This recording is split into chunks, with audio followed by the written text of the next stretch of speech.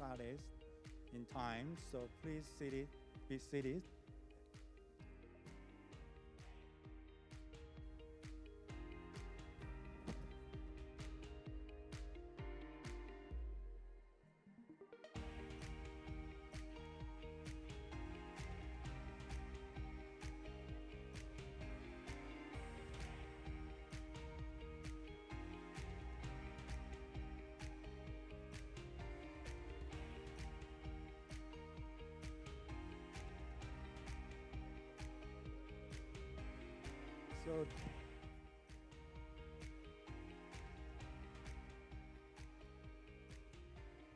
So dear distinguished panelists, please come on the stage. Director Sin and Dr. Das and Dr. Suri, thank you.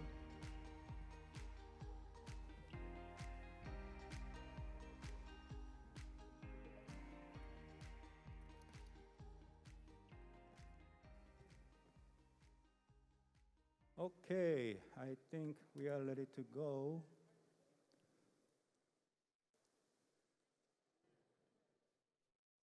Okay.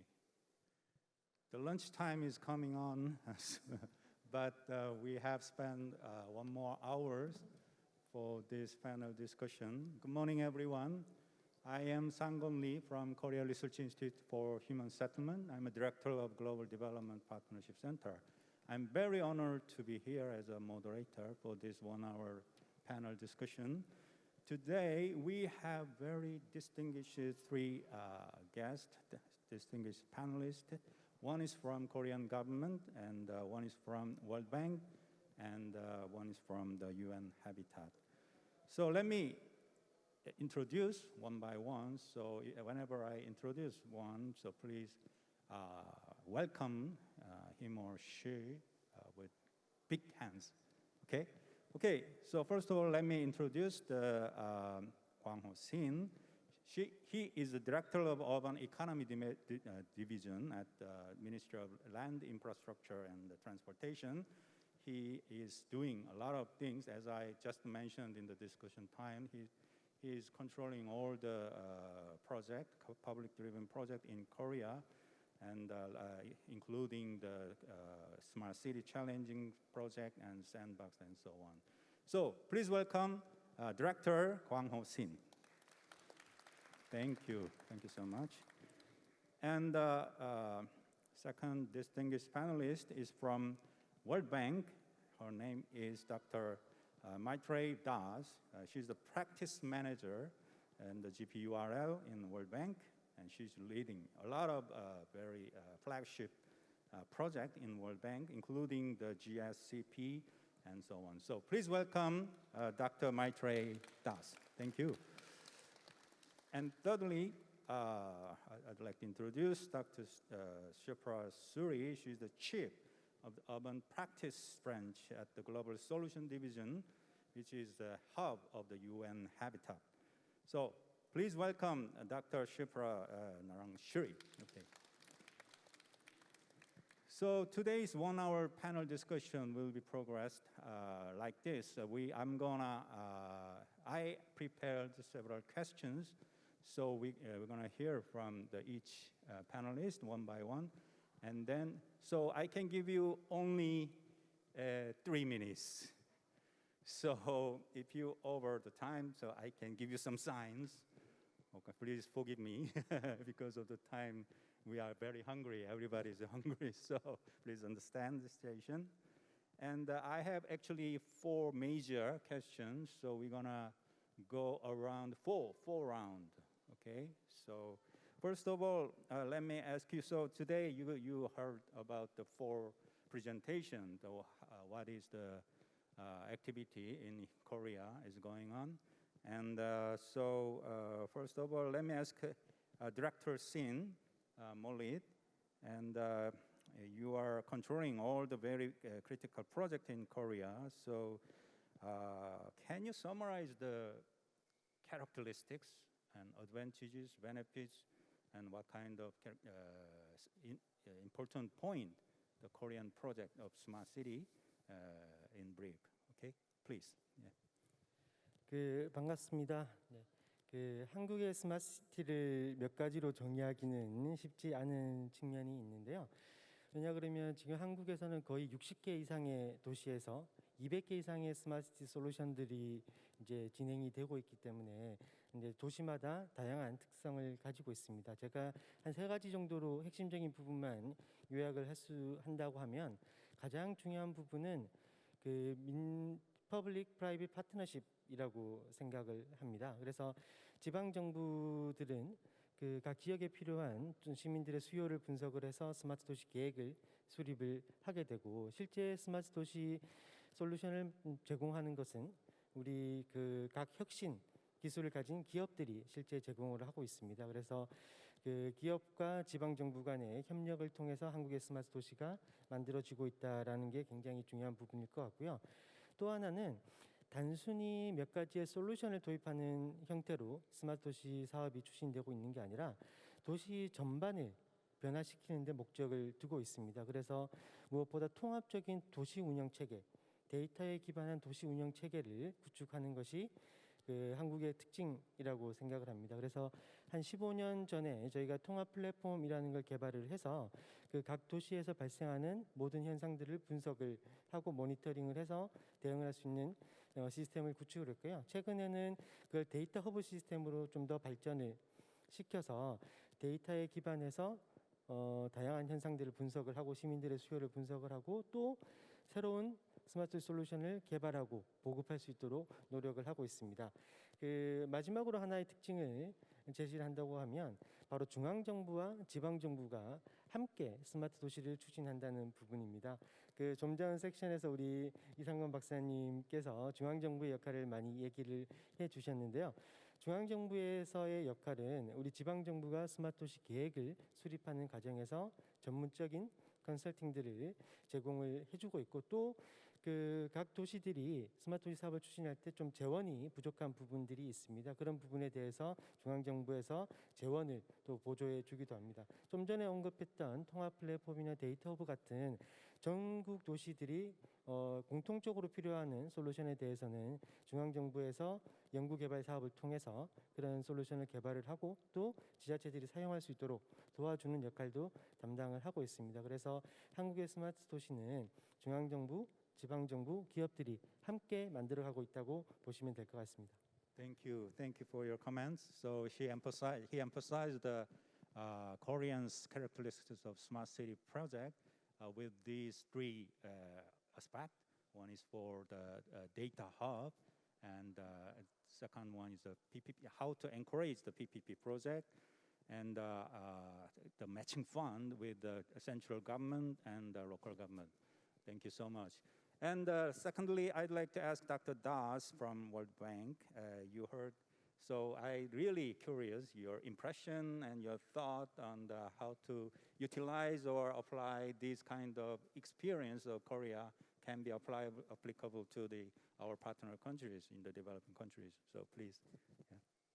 Thank you so much, Dr. Lee, and a real pleasure to be here. I've been absolutely, I have to say, riveted by the experience that I'm seeing both in the Expo as well as today in the presentations. We've had other conversations as well over the last few days. And I mean, I know that this is, I can't say this enough, but the kind of expanse and the depth of the Korean experience is, of course, world-renowned. Everybody knows this, that Korea is a leader. And listening to some of these presentations and getting some of the details of how the implementation actually takes place, the implementation of these, not just the digital platforms, but the implementation of an overall smart city or a series of smart cities that then link up to a broad policy commitment. Because without that broad policy commitment, there is no way Korea could have achieved what it has achieved. What do we say to other countries? What do we say to countries that are, say, low-income countries or low-middle-income countries? I'm always thinking about that because they are our core clients. The clients of the World Bank are countries that come from a much lower economic level than Korea is currently. But what my takeaway is that there is a lot that we can say to them about the Korean experience. Number one, that Korea did not do this overnight. There's a period of 2 decades that Korea has actually worked towards getting to this point. So they can actually see where Korea was in the 70s and the 80s and even the 90s and see that there is a journey, that Korea has had a journey to get to this point. So they can do it too. That's number one. The second thing is, and this is a much more difficult message that we give to our client countries, which is that you need an institutional and a policy and a political base and a foundation before which you can even think about having a kind of a growth model that Korea has. So all along over the last few days, I've been thinking, what do we say to countries that come from low and low middle income? And I think that there are kernels from the Korean experience. We cannot replicate the entire Korean experience, obviously, because it's so uniquely Korean. But there are kernels in the Korean experience, much more downstream kernels that you can take. So there are, and I can give examples later of the kinds of demands that we are getting from our client countries where we're able to utilize Korean experience. But I will stop here because I realize I'm probably at my 3-minute mark. Thank you for your very wonderful comments regarding the importance of the implementability of this project, because every country can have a very nice master plan, feasibility study, but the key issue is how to implement. Okay, so let me ask Dr. Suri from UN Habitat also same questions. Okay. What is your feeling and impression, and what kind of suggestion you have for the cooperation of Korea and the world? Thank you very much, Dr. Lee. And I just, first of all, like to echo what Maitreyi said about the richness of the experience here and what's been shared, and what a great opportunity it is really to learn from everybody in this room. And also building on what you just said, Maitreyi, on the breadth and depth of the experience and the fact that this didn't come overnight.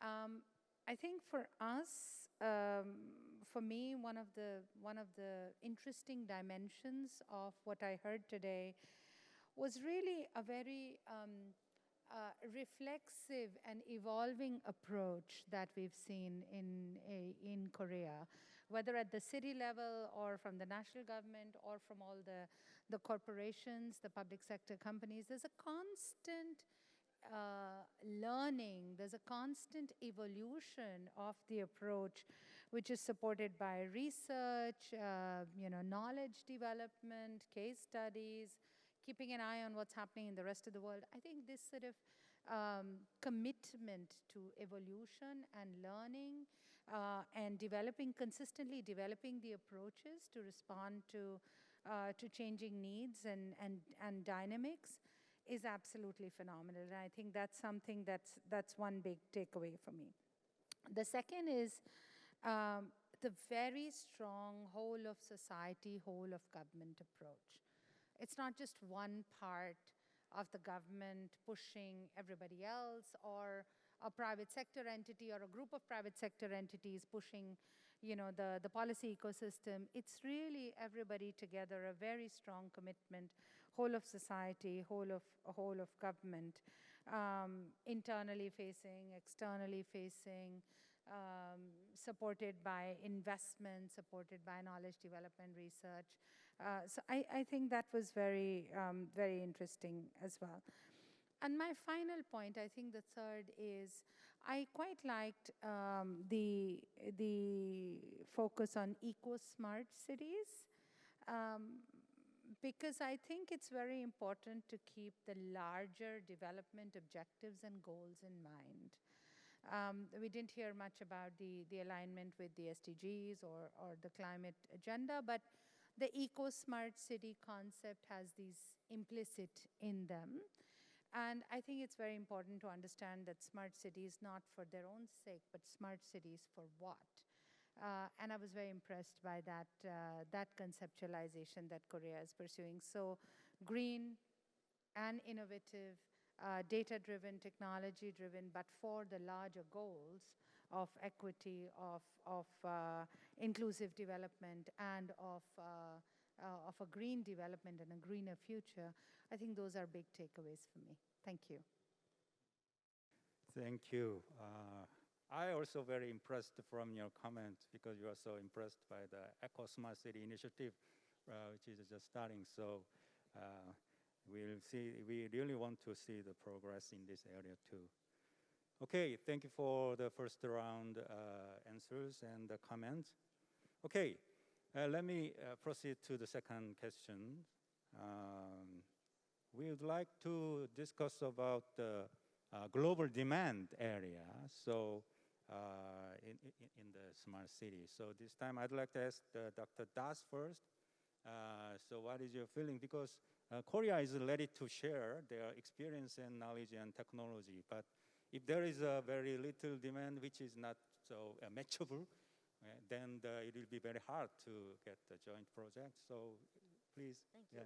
So let me just start by saying, so we have the Global Smart Cities program in partnership with the government of Korea.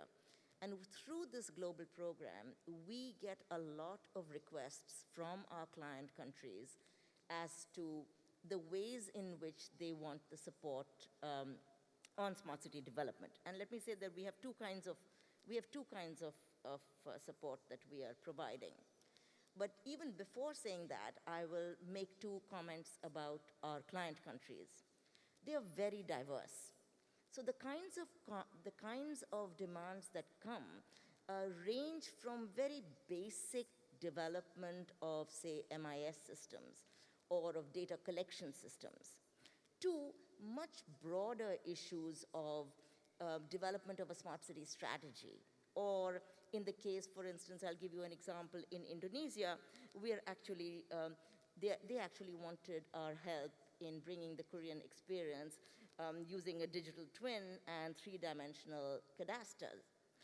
That is a much more evolved kind of a request. Another request that has come, and it was mentioned, I think, in Becky's presentation as well, is that, you know, in DRC, in Congo, the request is to take a look at how do you address crime and violence using geospatial systems. No, actually geotagging, not geospatial, geotagging. So this gives you a sense of the diversity. In the case of Serbia, for instance, they want to know about smart urban mobility and what can we learn from Korea about smart urban mobility. In Colombia, they want help in terms of an action plan. They want to know how do we get the Korean experience to help us to develop our own action plan as far as smart cities is concerned. So through these examples, what we've learned is that there are two types of support that our client countries are seeking. One is much more in terms of the policy and the enabling environment, in terms of action plans. And a second one is much more granular. How do we design water systems and how do we apply technology to more efficient systems of water supply and sanitation? So there is that entire diversity, not just of the countries, but also of the types of demands that we are getting.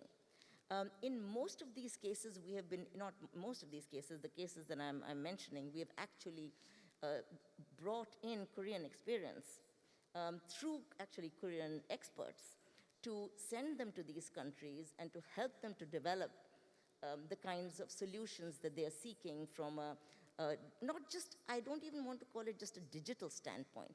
It's just much broader in terms of making smart their water systems or their transport systems or their overall strategic direction. So that's just to give you a sense of the diversity that we keep getting every day. Thank you. So she especially mentioned that GSCP, so Global Smart City.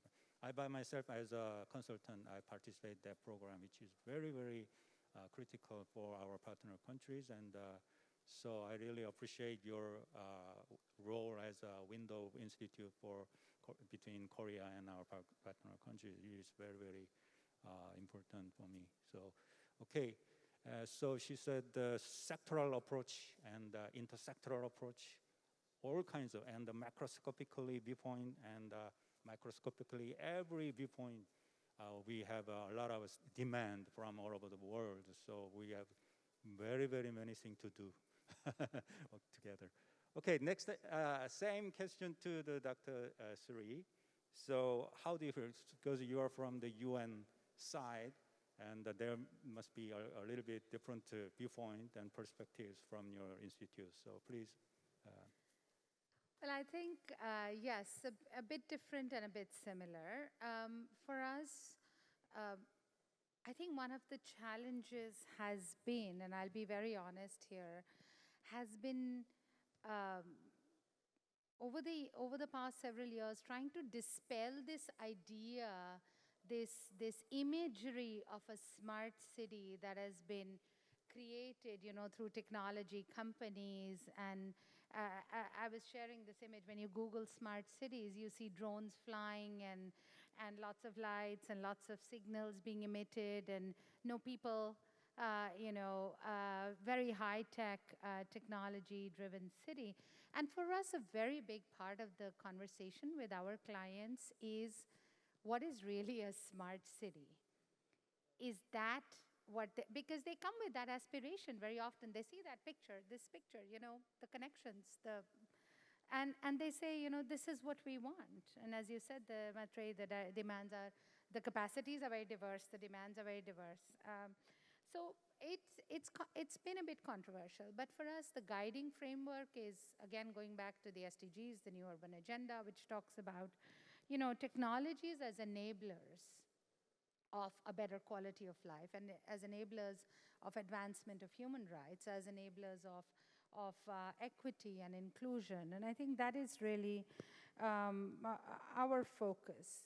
The private sector very often, or even cities, come to us proposing greenfield urban development, which is, as I said, they have an image in their mind.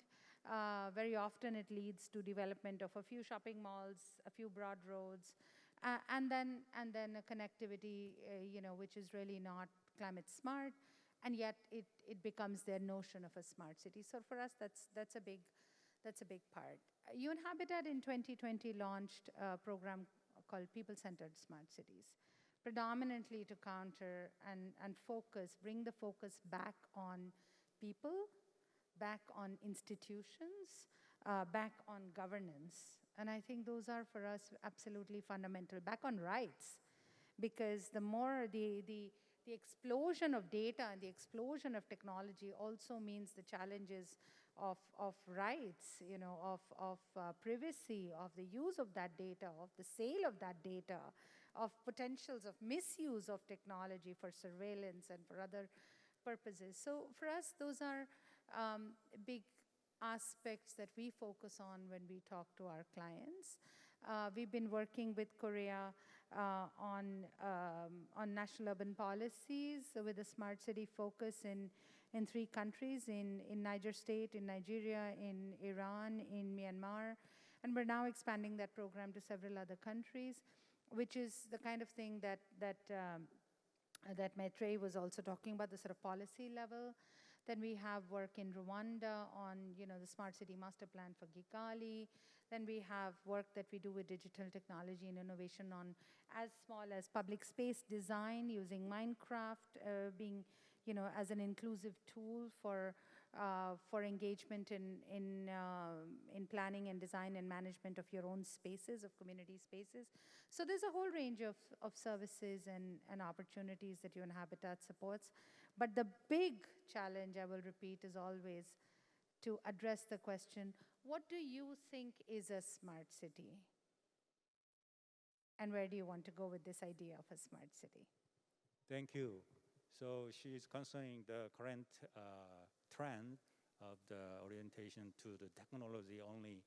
So we have to shift from this technology-oriented smart city to human-oriented smart city project. Thank you so much. It's very, very good comment on you. So now, as a director of the Urban Economy Division in MOLIT, so how do you see the worldwide demand smart city, and what is your plan or strategy for providing our experience to the world? 그 앞에 두 분께서 이제 국제 기구에서 근무를 하시기 때문에 많은 다른 나라들이 가지고 있는 스마트시티에 대한 수요에 대한 말씀을 잘 해주신 것 같습니다. 그만큼 스마트시티에 대한 수요는 국가마다 도시마다 서로 다를 수밖에 없고, 또 같은 도시에서도 그 스마트시티에 대한 수요가 고정적으로 있는 게 아니라 시간이 지날수록 변해가고 있는 것 같습니다. 지금 시점을 기준으로 보면 지금 이제 선진국이라고 할 수 있는 국가들은 기후 변화에 어떻게 대응을 할 것이냐, 그리고 보다 사회적 갈등을 해결하고 사회적 약자를 배려할 수 있는 포용적인 도시를 어떻게 만들어갈 것이냐에 대한 고민들을 많이 하고 있는 것 같습니다. 반면에 인구가 많이 증가를 하고 빠르게 도시화가 진행되고 있는 개발도상국가 같은 경우에는 그 인프라를 건설하기 위해 부족한 재원들을 어떻게 효율적으로 대체할 수 있는 스마트 솔루션이 무엇이 있을까를 고민을 하고 있는 것 같습니다. 그 한국의 도시를 예를 들어서 설명을 한다 그러면 한국에도 거의 이제 250개 정도의 크고 작은 도시들이 있기 때문에 각 도시들마다 그 수요가 굉장히 다양하게 발생을 하고 있습니다. 어떤 그 서울과 같은 대도시에서는 일찍부터 스마트 솔루션을 적용을 했기 때문에 보다 데이터에 기반한 통합적인 도시를 만들어가고 또 첨단 기술을 적용하는 데 중점을 두고 있는 반면에 그 지방의 소도시들은 인구 감소의 문제를 경험을 하고 있습니다. 그래서 고령화가 빠르게 진행이 되고 출산율이 감소를 하고 또 그 다른 나라에서 온 그 외국인들이 같이 거주하는 지역들도 많고 있기 때문에 사회적인 통합을 어떻게 이루어갈지 이런 문제들에서 고민을 하고 있는 것 같습니다. 저는 스마트시티가 단지 기술적인 측면만을 바라보고 정의되어서는 안 된다고 생각을 합니다. 기술적인 부분은 그 스마트 도시를 만들어가는 작은 수단에 불과한 것이지 실제 그 도시 문제가 어떻게 발생하고 있는지가 스마트 도시를 만들어가는 데 있어서 굉장히 중요한 부분을 차지하고 있다고 생각을 합니다. 예를 들어서 그 외국에서 온 분들 여기 많이 계신데 그 한국의 거리 도시를 지나다니면서 여기 일산도 마찬가지고 서울도 마찬가지고 길거리에서 쓰레기통을 보기가 굉장히 어려우셨을 거예요. 그래서 한국에는 한 20년 전만 해도 길거리에 쓰레기통이 굉장히 많이 있었습니다. 그래서 사람들이 그 길거리에 있는 쓰레기통에 엄청나게 많은 쓰레기들을 버려서 거리의 쓰레기 문제를 어떻게 처리할 것이냐가 굉장히 중요한 문제였거든요. 근데 지금은 그 쓰레기통을 다 치워버렸어요. 그래서 그 바르셀로나 같은 도시에서는 스마트 쓰레기 관리 시스템을 통해서 그 보이지 않게 쓰레기 처리 시스템을 구축해서 효과적으로 대응을 한 반면에 한국 같은 경우에는 아예 길거리에서 쓰레기를 없앨 수 있도록 쓰레기통을 치워버리고, 근데 처음에 저희가 쓰레기통을 치워버렸을 때 길거리가 이제 사람들이 버리는 쓰레기로 넘쳐날 거라고 생각을 했지만 실제로는 오히려 쓰레기가 더 없어지는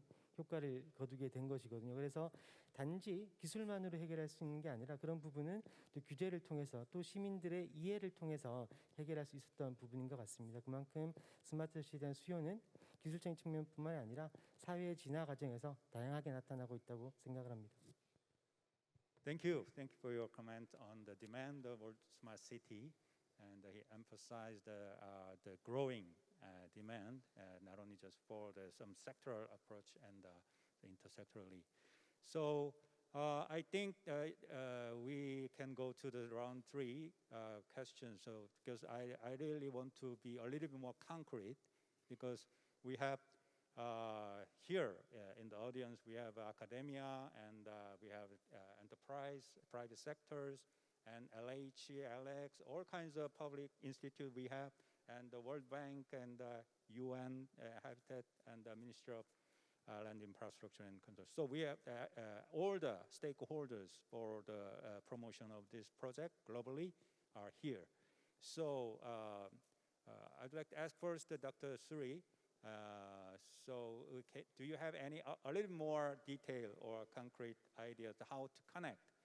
So you have very great networks of all the member states and UN, and do you have any kinds of proposal or idea to how to utilize this kind of Korean experience with some kind of a network or partnership, and so on? So please, if you have, please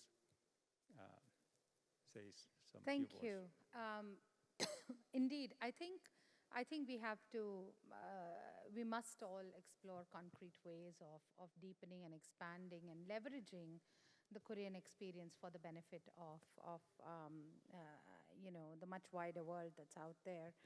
I think 2 or 3 things.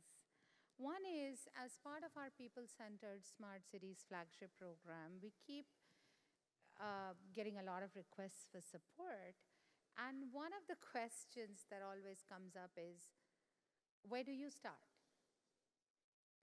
You're talking about a Nigeria, or you're talking about a city of Mwanza in Tanzania, or you're talking about an Allahabad in India, or very often you get a request saying, where do you start? And I think there's also a demand that, can we have some guidance? Can we have some smart city guidelines?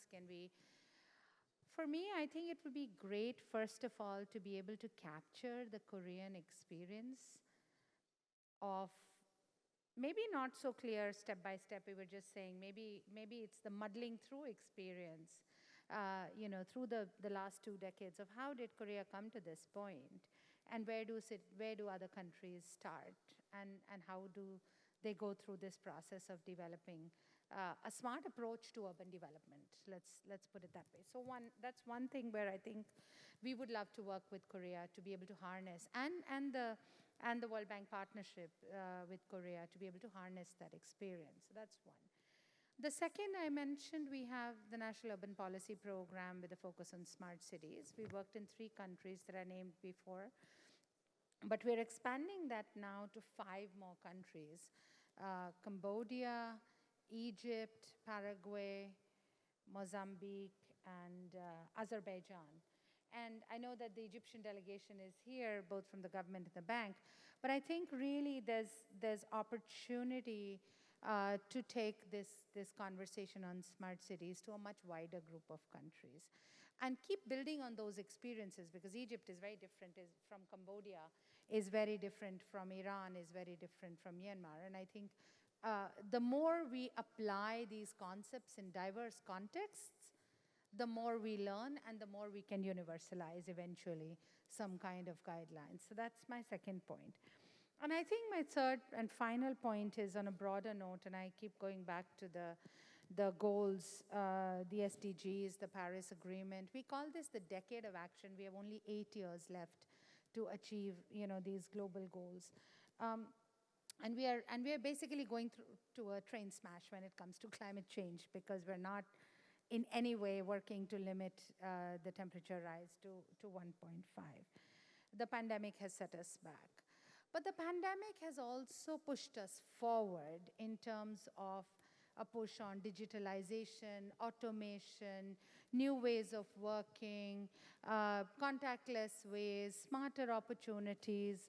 How do we capitalize on these gains in order really to advance the global goals of reducing poverty and addressing climate change?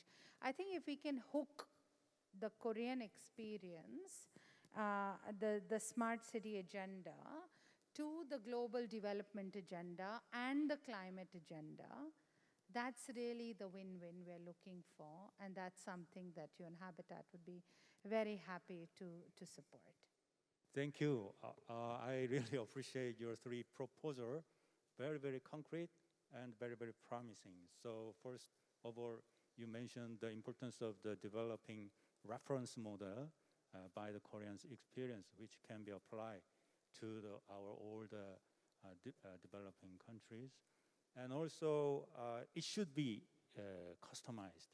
Okay, so she said, secondly, the classification, okay, of this kind of reference model to be applied to the almost similar, which have the countries similarity, okay, in Africa, East Asia, and Middle East Asia. They can have their own reference model based on our experience. That's very, very important proposal from you. Thank you. And the extent of the goal, yeah, not only just for the climate crisis, but the global, the Earth are threatened by a lot of, including the pandemics. So we also have some kind of experience related, relevant to that area. So that can be also applicable to the extending our experience. Thank you so much. Thank you so much. And how about Dr. Das? Yeah. So the same question. You know, I've been thinking a bit about this.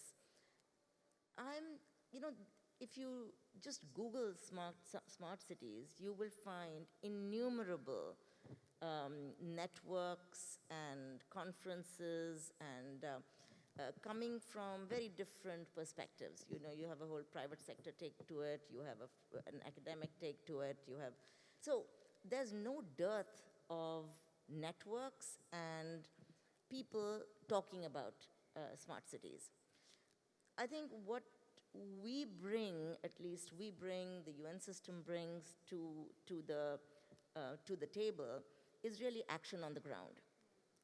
And for us, whenever I'm hearing about a very high-tech solution to a problem, I'm always thinking, how does this apply to some of the low and low middle income countries? So I think that customization is absolutely key. One thing that we find to be very well subscribed is that we run a Smart Cities learning course, a distance learning course on smart cities. And that is actually a very structured learning course that then leads to a certain certification.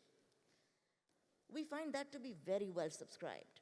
There are people who really want to hear the concreteness of how to apply the idea of smart cities to everyday solutions. So I would say both the ideas of training and capacity building, which we do on a day-to-day basis, I think we can do much more systematically.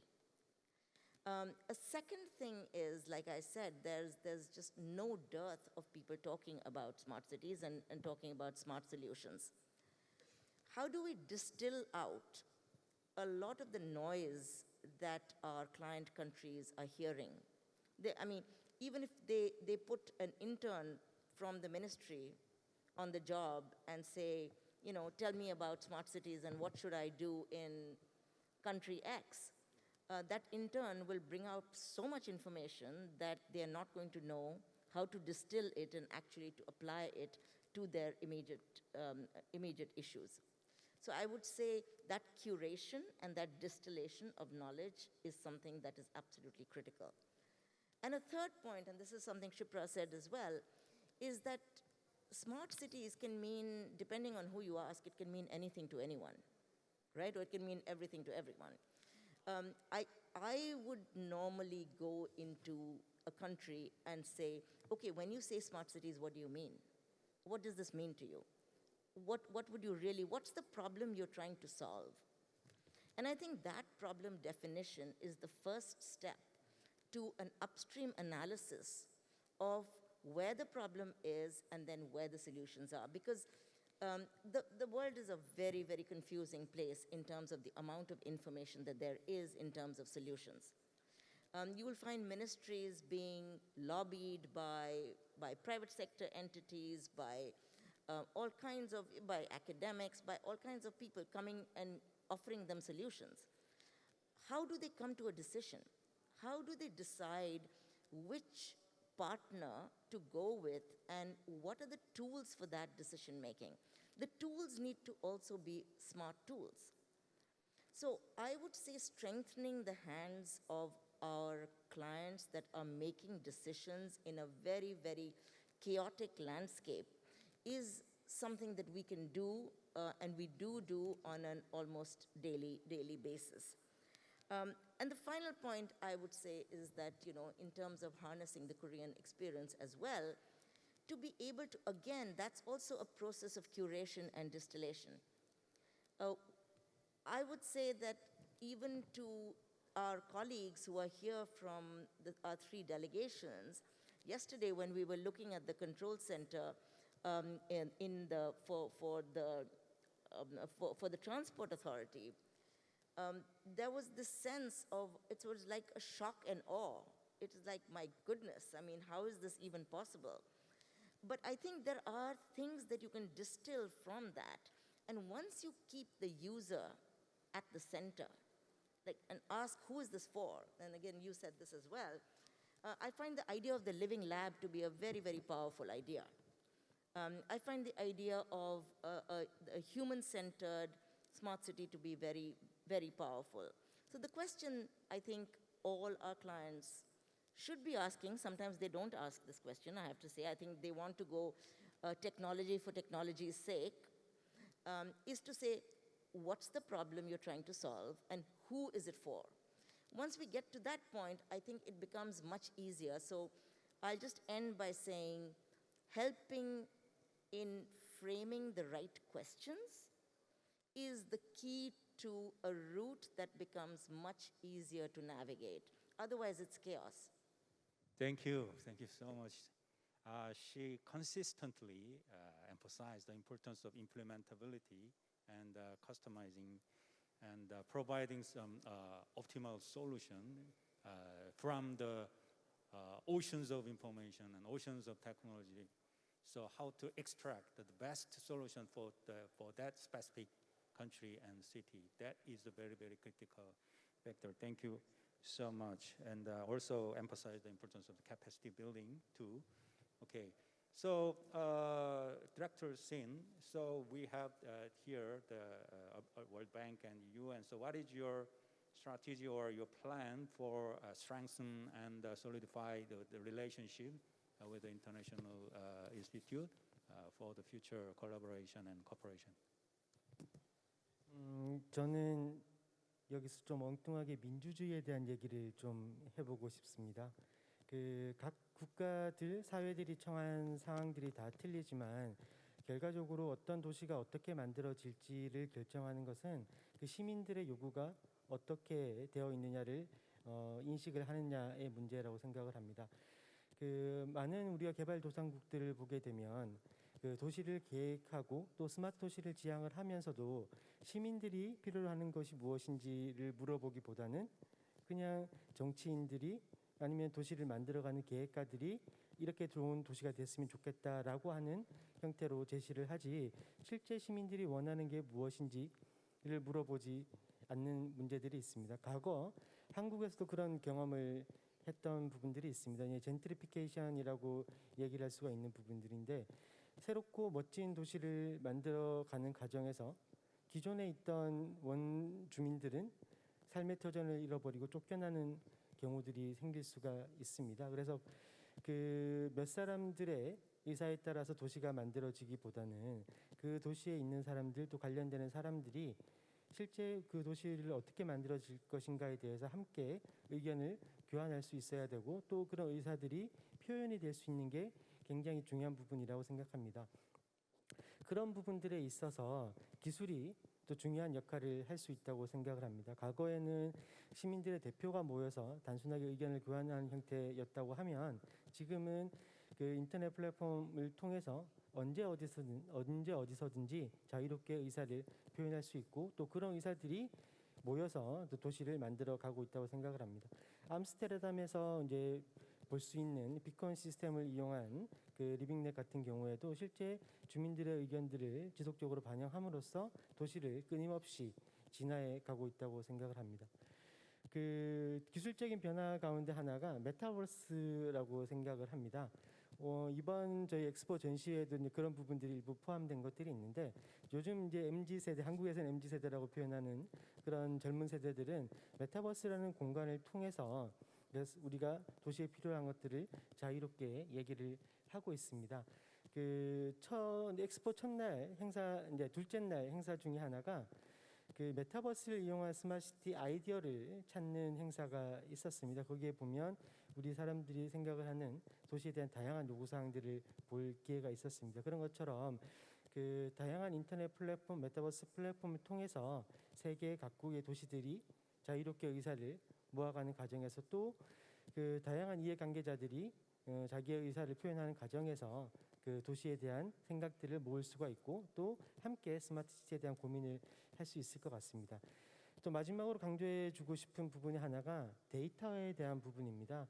한국에서는 이제 데이터를 다양한 방법을 통해서 데이터를 모으고 있는데 그 데이터를 실제 활용하는 것이 굉장히 중요한 부분입니다. 많은 지방정부, 중앙정부들은 데이터를 가지고만 있지 공개를 하지 않습니다. 데이터가 공개가 되지 않다 보니 시민들도 기업들도 실제 우리가 무엇을 할 수 있는지에 대한 정보를 정확하게 알기 어려운 부분들이 있습니다. 앞으로 그런 데이터들이 적극적으로 개방이 된다면 많은 부분들이 도시에 대한 수요 그리고 도시에 대한 나아갈 방향들을 함께 고민할 수 있고 또 그런 부분들이 국내에서뿐만이 아니라 국제적으로도 함께 고민될 수 있는 부분이라고 생각을 합니다. Thank you, Director Sin. So he really emphasized the importance of the democratic process, how to build, while we are building our smart city, how we can get together and gather the citizens' opinions, democratic in a democratic process. It's very, very critical point we have to think. So this will be the final round of the questions. So I really request for your concluding remark for the panelists. I really thank you for the very, very precious opinion and to be considered all over the world. So this time I'd like to ask Mr. Sin, okay, Director Sin. So actually Korean government hosted during the last several years for this World Smart City Expo for the strengthening the networks all over the world. So what is your plan and how to utilize this opportunity for strengthening and solidify this kind of relationship between the international aid group? Okay, so. 이제 한국의 스마트시티 엑스포 행사가 저희가 2017년부터 이제 시작을 했었습니다. 올해가 6번째가 되는데 실제로 중간에 한번 코로나 팬데믹 문제로 인해서 개최가 되지 못했던 부분들이 있습니다. 저희가 엑스포를 개최를 하게 된 것도 한국에서 가지고 있는 스마트시티 솔루션, 기술, 제품 그리고 우리 도시들이 만들어가는 스마트시티에 대한 모습 그리고 한국의 기업들이 가지고 있는 스마트시티의 기술들을 또 세계에 소개를 하고 또 세계에 있는 다양한 도시들을 초청을 해서 그들이 만들어가고 있는 스마트 도시의 모습들을 공유를 하면서 스마트시티에 대해서 서로 이해를 하고 또 앞으로 스마트시티가 발전해야 될 방향을 함께 고민을 해보고자 하는데 그 취지가 있었습니다. 금년에는 이제 22개 도시가 저희 엑스포에 같이 참여를 해 주셨었는데요. 세계적으로. 그 다음번에는 더 많은 도시들을 초청을 해서 서로 이해를 할 수 있는 시간을 갖도록 해 나가겠습니다. 저희가 엑스포뿐만이 아니라 그 한국이 그동안 노력을 통해서 만들어 온 스마트시티 솔루션과 다양한 스마트시티 모습들을 세계화 그리고 우리 특히 개발도상국들과 함께 공유할 수 있는 기회를 많이 만들어 가도록 하겠습니다. 한국 정부에서는 이제 2020년부터 KCT 프로그램을 도입을 해서 그 세계 다른 많은 나라에서 그 스마트시티를 계획하고 또 솔루션을 도입하는 과정에서 계획을 수립하는 것을 지원을 하고 또 혁신적인 기술들을 실증하는 부분을 지원을 하는 사업을 시행을 하고 있습니다. 그동안 저희가 세계적으로 한 21개 나라 33개 도시와 함께 그런 사업들을 진행을 해왔었는데요. 앞으로는 그런 그 세계 여러 나라와 한국의 경험과 기술을 공유할 수 있는 기회를 더 많이 확대를 해 나가도록 하겠습니다. 오늘 UN 해비타트와 월드뱅크에서 자리를 같이 해주셨는데요. 저희가 월드뱅크 해비타트뿐만이 아니라 IDB, 아세안 여러 다른 국제기구들과 함께 스마트시티를 세계적으로 확산하기 위한 사업들을 진행을 해오고 있습니다. 특히 이제 월드뱅크와 함께하고 있는 글로벌 스마트시티 파트너십 프로그램 같은 경우에는 세계 여러 나라에서 그 한국뿐만이 아니라 선진국의 스마트시티 기술들을 경험을 하고 또 그 능력을 키워가는 데 많은 도움을 주고 있습니다. 앞으로 한국 정부뿐만이 아니라 한국의 다양한 도시들, 스마트 도시들이 그 국제기구와 세계 여러 도시들과 함께 스마트시티가 세계적으로 확산될 수 있도록 더욱 노력하고 함께 경험을 공유해 나가도록 하겠습니다. 고맙습니다. Thank you so much. Yeah. So he mentioned that he's promising and very ambitious plan for extending their program and all kinds of projects with the kind and all kinds of Korean Research Institute for providing the very feasible and tangible project for our partner countries. Thank you so much. And next, Dr. Suri, it's your turn. So please conclude your remarks. So because you are representing the UN Habitat and you have your own also very critical position for promoting this very important project. So what is your suggestion and idea and some kind of proposal? If you have, please let us know. Thank you. Thanks very much. I think perhaps to conclude, just to say that it's very important to harness the power of peer-to-peer learning networks. At UN Habitat, we're seeing this a lot. We're the main UN agency working with networks of local governments and their associations. And there are many such platforms and many such networks that exist, whether it's United Cities and local governments and all its regional chapters, whether it's Metropolis, the C40, ICLE, there's an upcoming Balkan cities. So there's many networks. And I think it's very important to harness the opportunity afforded by these networks to advance the agenda of sustainable urbanization, and within that, smart cities as an approach towards sustainable urbanization. What this does is brings in a level of solidarity, of collective learning, peer-to-peer support, collective engagement. We talked about national governments, local governments working together, but very often local governments don't have that voice when it comes to dealing with national governments. And it also brings in, along with learning, I think, to be honest, it also brings in a sort of healthy competition, because it spurs us towards greater achievement, looking at other cities and saying, okay, how can we do this better? And UN Habitat works a lot with all of these different networks. I'd also like to say we are in the process of developing a UN system-wide coalition on localization of the global agendas. We call this Local 2030. UN Habitat is the chair of that coalition in the UN system. And what we'd like to see is approaches like these becoming more system-wide. That it's not just one UN agency, but a number of UN agencies who look at working much more deeply and much more extensively with local actors and using new approaches like smart cities much more consistently.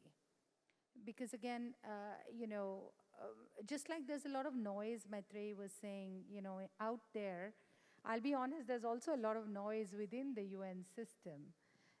Multiple organizations, multiple approaches, different tools, different guidance. And I think what we'd like to see as UN Habitat and as the convener of this coalition is a much more consistent approach towards concepts like smart cities and advocating for concepts like smart cities. So for me, those would be the two big areas that one would look at going forward in this space. Thank you. Thank you, Dr. Suri. Yeah. So he finally concluded his remark on this and emphasizing the importance of, and we really appreciate your leadership in this area as a network making and leading providing all kinds of capacity building and networking. And okay. And finally, Dr. Das, so you are representing the World Bank, and you have actually the fund capability for this making making reality of your smart city or the smart city project. So please. Thank you, Dr. Lee. I'm going to, over the last few days, there's been an opportunity that I've had along with the team for a bit of introspection, which is a bit about what can we do better? We as the World Bank, but we also as the development community. How can we do better? Rather than putting the onus always on our client countries, how can we provide better support? And one of the answers that came to me, which was almost a very obvious answer, is we want to deepen our relationship with Korea. We want this to be a much more systematic relationship and a much deeper relationship. I think that we have, even just within our urban resilience and land global practice, we have multiple engagements with Korean agencies. How do we come up with just much greater coherence? How do we leverage our own internal systems to make the whole larger than the sum of the parts? So I think that is one area that I really feel that we can commit to, is to doing a much better job in systematizing the kinds of offerings that we have. The second thing is also related to partnerships, to work much more smartly, if you will, with other partners, not just Korea, obviously, not just the UN system, but with other partners, including with academia, with think tanks within the countries that we are engaged in. And finally, of course, we put our clients at the center of our overall work. I mean, ultimately, the client, the sovereign government that we work with, are the people in whose service we exist. I would say that being also much more intentional in the manner in which we respond to requests, and thinking through from our program side, from the Global Smart Cities program, for instance, thinking through more strategically how much we can promise and how do we manage the expectations that might come as a result. I mean, people might think that, oh, you have tons of money, you have tons of capacity, and you will be able to respond immediately. We need to be able to manage those expectations so that we do things much, much deeper and much more, as I said, intentionally. Thank you. Thank you so much. So she also emphasized the role of Korea, and how to provide very feasible and implementable project with the cooperation from all these institute and stakeholder gathered together here. So thank you so much. And would you please provide big hands for their very, very insightful and meaningful, precious comment and thought, all kind of thing. I really appreciate your insightful comment from each Korean side and the UN and World Bank side. And in addition, additionally, you're keeping time, make us conclude this panel discussion within 1 hour. So I really appreciate your timekeeping and so punctuality. Okay, so until now we have 1 hour panel discussion session. How do you like it? Are you satisfied? Thank you. So, yeah, we are all together here for what? For making it reality, yeah? So let's implement, plan, okay, the best smart city for each specific country and cities and make it reality. That is our task and that is our goal, okay? So we can do it, yeah. So thank you for your enthusiastic participation and thank you very much. Let's have lunch, okay? After lunch, we're gonna restart this session from 2 p.m., okay? So please don't go away. In the afternoon, we prepared a lot more very, very precious sessions. Thank you for your participation. Thank you so much.